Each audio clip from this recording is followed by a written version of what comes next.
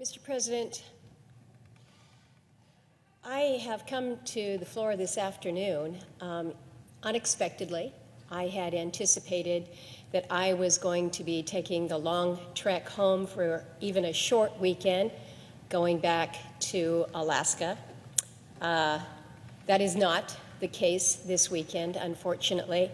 Our COVID numbers are at all-time highs, and most of the events and meetings that I would have had back home are canceled. They're on Zoom, and so life is just a little bit different. You roll with it, and it means that I'm here in Washington, D.C. on this Friday afternoon. But I opened up the paper this morning, the Anchorage Daily News, our largest statewide newspaper, to, again, headlines that have just kind of unfolded over these past weeks with more just grim and difficult news. The headline today is, Alaska infection rates remain high with over 1,200 new COVID cases.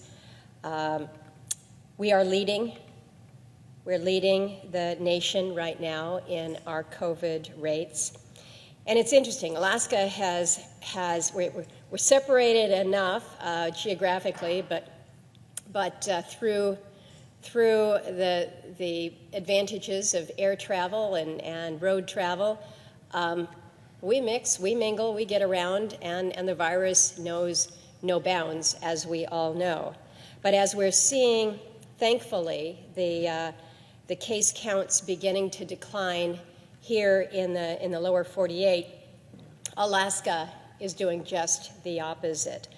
On average, and I'm quoting here from our paper, the U.S. saw a 26% decrease in cases over the last 2 weeks, while Alaska recorded an 84% increase. They go on to say, if Alaska were a country, it would be the nation with the world's highest per capita case rate. This is according to data from the Center for Systems Science and Engineering at Johns Hopkins University.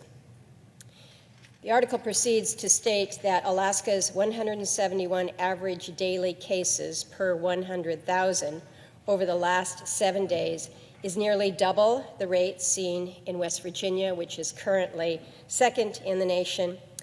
Bermuda and Serbia at the top of the global list have a case rate of 99, so we're at 171 average daily cases per 100,000. It has been challenging. We are a state that has limited capacity. We've got a smaller population, obviously, but that also means that we have fewer hospitals. We have more limited means in terms of our ability to care for those who have become very, very sick, and it is straining. It is really maxing out our hospitals to levels that we really just could not have even anticipated could happen. And as our hospitals are maxed out, it's not just the capacity, the number of people that you can put into your ICU. It is those who are daily doing the work of caring for those who are coming into our hospitals, coming in sicker and staying longer. We have maxed out our hospitals, and when I say maxing out in the Alaska vernacular, basically that means there's no room at the hospital. Our largest hospitals, Providence, Alaska Regional, Mat-Su, Alaska Native Medical Center, Fairbanks Memorial Hospital, Bartlett, they're at capacity within their ICUs. And let me share with you what it means to be at capacity in your ICU. And I'll share. I was at Alaska Regional just a weekend ago, and actually now 2 weekends ago, and I was told that their ICU, which is a 16-bed ICU, had been expanded to 20. 100% of the beds when I was there on that Saturday were occupied by COVID patients, with no room for anyone else to come to that particular medical facility. I had been at Fairbanks Memorial Hospital. Actually, their on an emergency, not myself, but with another individual. Go to the emergency room, and as we were waiting for the doctors to come and address this non-COVID related medical emergency, I was advised by the evening supervisor that Fairbanks Memorial Hospital was at capacity within their ICU, and what that meant was that because Fairbanks Memorial was at capacity, and as of that evening, all of the other hospitals in Alaska that could care in an ICU capacity were filled. And so I was told that my loved one may be in a situation, if he needed to be in the ICU, that I needed to prepare myself and others that he may be sent to Seattle or Portland that night. For those of you that don't know your geography there, that is a 3.5 hour flight by jet. Would have been a medevac. It's thousands of miles away. That's what's happening in Alaska right now. When your hospitals are full, you just can't put them in an ambulance and take them to another town. We're taking these folks to another state. And again, keep in mind, the reason that I was there that evening with this individual was not COVID related, but that's the squeeze, that's the pressure that it puts on the rest of your system. We are, just this week, the state is dealing with crisis standards of care guidelines as it relates to how individuals may receive monoclonal antibody treatments because the supplies are scarce out there. So it's tough right now. It's tough.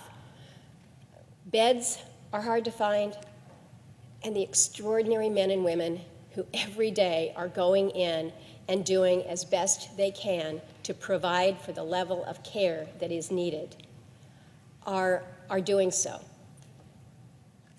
But they're tired. They're tired. They can't get enough help. You have those who are exposed, who have to quarantine. It puts pressure on everybody else. People are running themselves to the ground. But we have good news that is happening. Our governor has been working to bring additional health workers in, and we're starting to see just this week as many as we were hoping 500, but maybe a little bit less than that.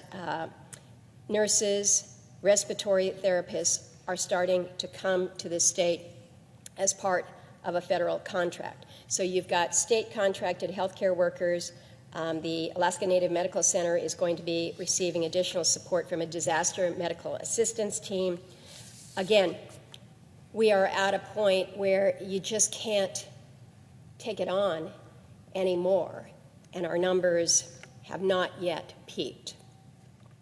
Mr. President, I don't share these statistics. I don't share the front page of the Daily News just to bring people up to speed as to what is happening in Alaska. That wasn't necessarily my purpose here. My purpose this afternoon is in the midst of this real crisis in my state when it comes to the availability of health care and responding to this virus that is killing Alaskans, killing Americans, killing people around the world, that we show a little kindness. Because right now, that seems to be in as limited capacity as some of the hospitals that we have in Alaska, is kindness and respect for where people are. Your healthcare workers are giving every ounce of what they have to be there, to leave their families. They're worried about everybody, but they are there for us. And they're doing the best job possible. And some of what we see in return is not the best of America. It's not the best that Alaskans have to offer. We have had some just horrible confrontations in our public meetings in Anchorage.